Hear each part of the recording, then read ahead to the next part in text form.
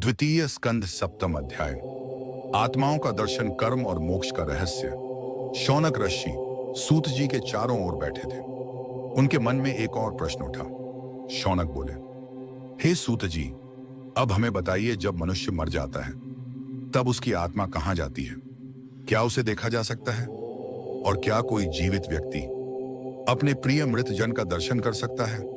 सूत जी ने मुस्कुराते हुए कहा, ऋषियों, यह प्रश्न गूढ़ है, लेकिन सत्य है कि जो देवी के आश्रय में है उसके लिए असंभव भी संभव हो जाता है।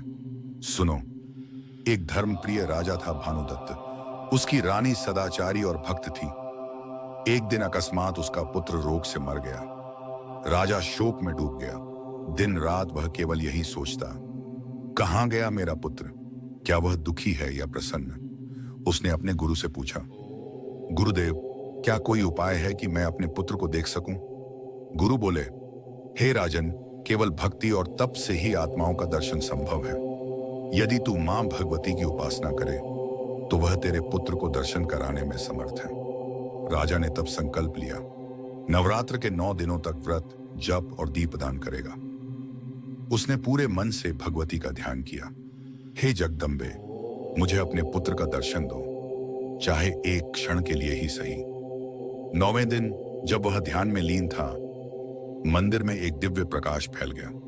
वह प्रकाश धीरे धीरे आकार लेने लगा और उसके भीतर से उसके पुत्र का स्वर गूंजा, पिताजी, एक ये आश्चर्यपित रोइए मत, मैं अपने कर्मों के अनुसार स्वर्ग में हूं। आपके व्रत और भक्ति से मुझे उच्च लोक प्राप्त हुआ है।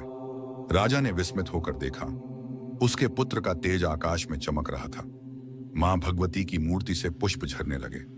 सूत जी ने कहा, ऋषियों, यह वही दृश्य था जो राजा भानुदत्त ने अपनी भक्ति से पाया। मां भगवती स्वयं उन भक्तों को दिव्य दृष्टि देती हैं जो सच्चे मन से उपासना करते हैं। मनुष्य का शरीर मिट जाता है, पर आत्मा अपने कर्मों के अनुसार दूसरे लोक में चली जाती है।